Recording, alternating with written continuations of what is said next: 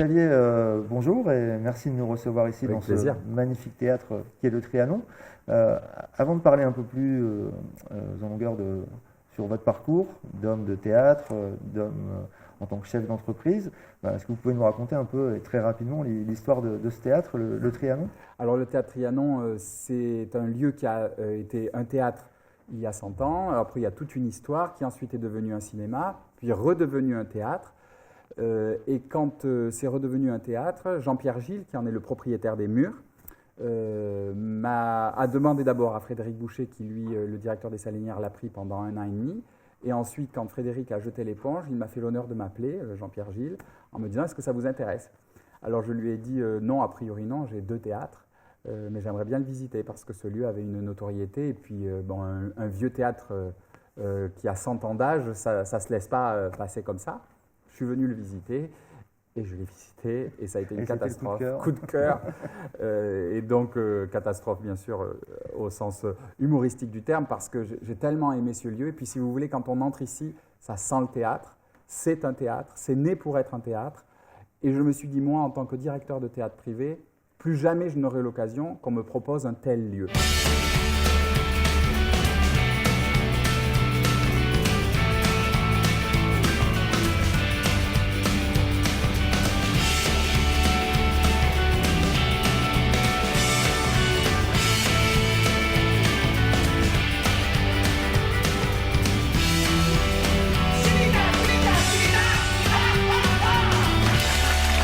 Qu'est-ce qui fait qu'un jour on décide de se lancer soit en tant qu'acteur, soit en tant que chef d'entreprise? Alors en fait, vite fait, j'ai fait des études de sciences pour faire plaisir à mes parents. Et puis j'en ai eu marre de faire des études de sciences. Et un jour, j'appelle mes parents, mon père au téléphone.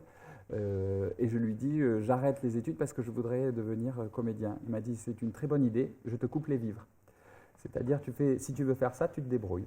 Bon, ben, j'ai trouvé qu'au départ, c'était un petit peu dur. Et en fait, je lui en suis gré aujourd'hui. Parce qu'en fait, c'est le meilleur moyen de réussir. C'est d'abord un challenge, surtout que dans quelque chose qui me plaît. J'ai fait donc l'armée pendant 5 ans. Je me suis engagé, quand même. voilà, pour payer mes cours de chant. Ça paraît bizarre, mais c'est comme ça. Et en même temps que j'étais militaire dans le commissariat de l'armée de terre, je prenais mes cours de théâtre au Conservatoire de Bordeaux avec une cantatrice qui s'appelle Maddy Mesplé, qui pour beaucoup est très connue. C'était une cantatrice internationale.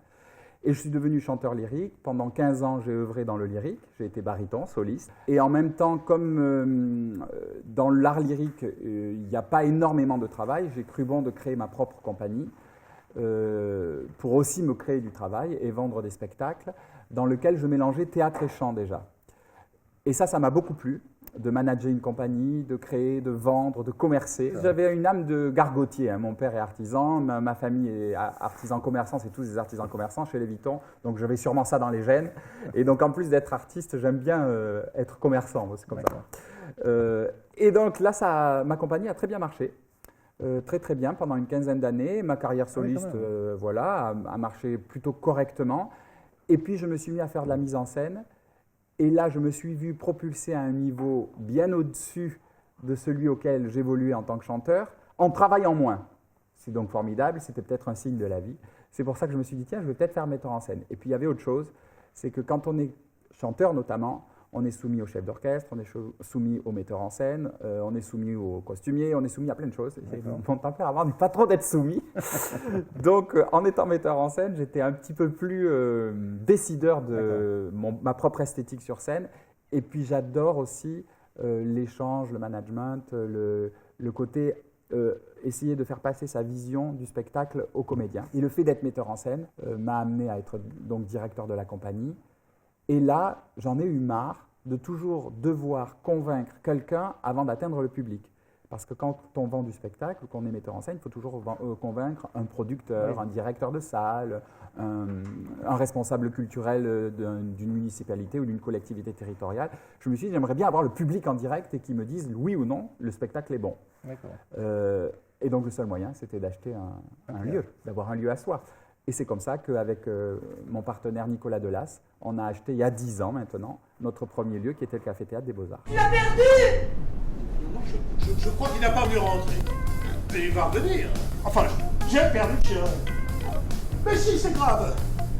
C'est épouvantable. Ta mère est en train de chercher dans la rue, tu te rends compte? Oh, mais pauvre. Bah, c'est quand même drôle que le même jour, je perde mes clés et vous votre chien. Non mais excuse-moi, mais on peut quand même être heureux sans chien, moi ça ne me manque pas. C'est un chien extrêmement sensible. Il sent tout ça. Il sent. Est-ce que vous vous rendez compte que vous faites chier la terre entière avec votre chien, qu'il faut tout le temps le regarder, l'admirer? C'est un chien après tout, merde! Au départ, je ne voulais pas que ce soit une scène qui soit dévolue à Vuitton-sur-Seine. Donc même, je jouais très peu moi-même. Je voulais que ce soit un espace de création pour la mise en scène. Ça, j'avais envie, moi, de mettre en scène et de produire les spectacles, mais moins d'être sur scène. Et d'ailleurs, encore aujourd'hui, je préfère être metteur en scène que acteur. Même si le fait d'être acteur, le fait d'être en contact avec le public est toujours très gratifiant, hein, et c'est un petit peu notre carburant à nous. Par contre, mon cahier des charges, c'est que ce soit des gens du cru, de la Gironde. Voilà. Parce qu'il y a bien assez de comédiens partout en France, il y en a bien assez à Paris, ils ont du boulot là-bas. Nous, on a peu de boulot à Bordeaux. Donc mon but, c'était de donner du boulot à des gens d'ici. Parce que l'ensemble des comédiens avec lesquels vous travaillez sont des comédiens professionnels. Ah oui, ça c'est un de mes fers de lance, c'est-à-dire des gens du cru, et en plus, dont c'est le métier.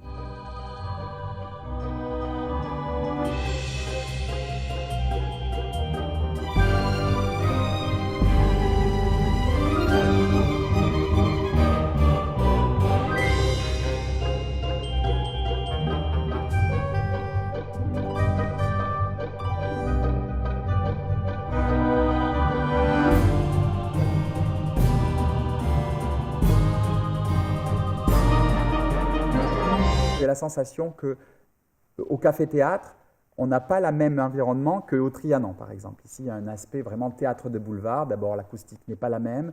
Le public ne vient pas ici dans le même état qu'au café-théâtre ou au Victoire.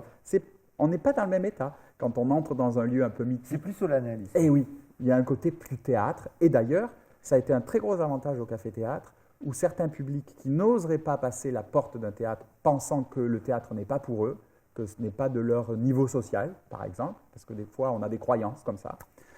Mais café-théâtre, où on s'assoit à une table et tout ça, paraît tellement plus convivial et plus sympathique qu'on passe là pas. Et j'ai beaucoup de spectateurs qui ont commencé par café-théâtre, qui ont suivi par le Victoire et qui sont venus jusqu'au Trianon, alors que s'ils avaient eu d'emblée à venir au Trianon, je ne suis pas certain qu'ils seraient venus. Le théâtre, comme le lyrique, d'ailleurs, moi je viens de l'opéra, l'opéra était quelque chose d'extrêmement populaire. Et puis un petit peu, on l'a élitisé, à tort ou à raison.